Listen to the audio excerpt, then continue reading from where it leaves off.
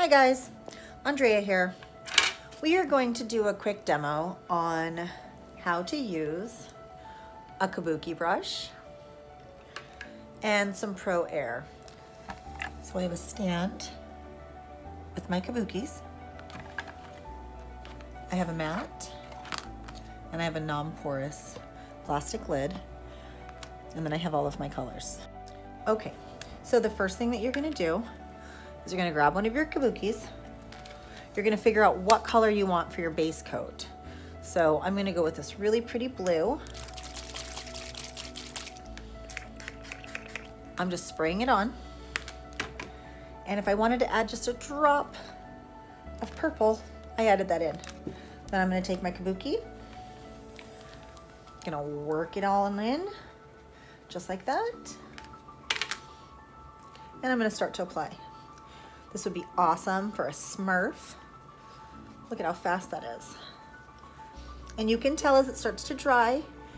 It's cold when it goes on and it starts to dry. You can feel it, so you can actually go a little lighter as you go up here. And look at how fast that is. That's great coverage. There's still a little more on here. So I would like to add a drop this time of a little pink, because I'm gonna try to ombre that color down. Same brush, work it in, and I'm gonna do a little color transition. I'm using some pastels, so I'm trying to get a nice sky blue background. And look at how much coverage that is. That's great, very light. That's what I like, very light. The brush is really soft. So guys, I'm back and I let the brush dry just a little bit. So now, actually nothing's coming out on there. But if you take some 91% alcohol and re-spritz, activate that makeup right back up. So maybe you have the next kid that comes over and you just rework it. Now I'm getting all the way up my arm. That was like nothing.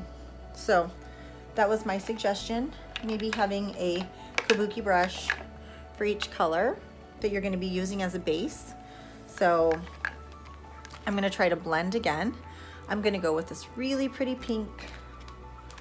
I'm gonna spray it right over the same thing. Okay, I'm gonna grab a new brush. And this is dry.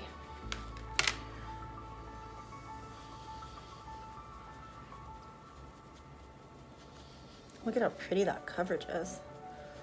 Super soft. I think this is in the Unicorn series. That's so pretty. Now I'm going to show you can do it also with the small. Make sure that they're nice and shaken up. This was from the Unicorn collection. Look at how pretty baby pink that is. I like working on this lid because I can hold it in my hand as I'm working.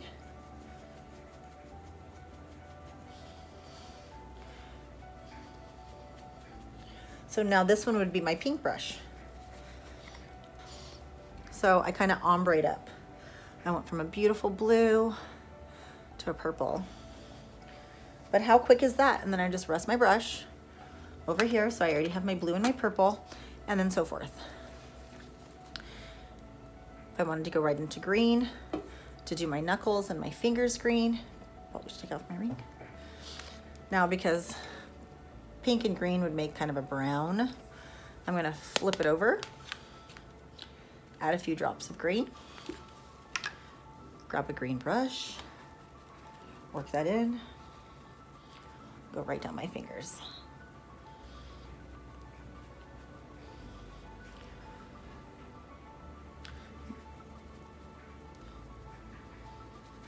Now, these would be your base colors. So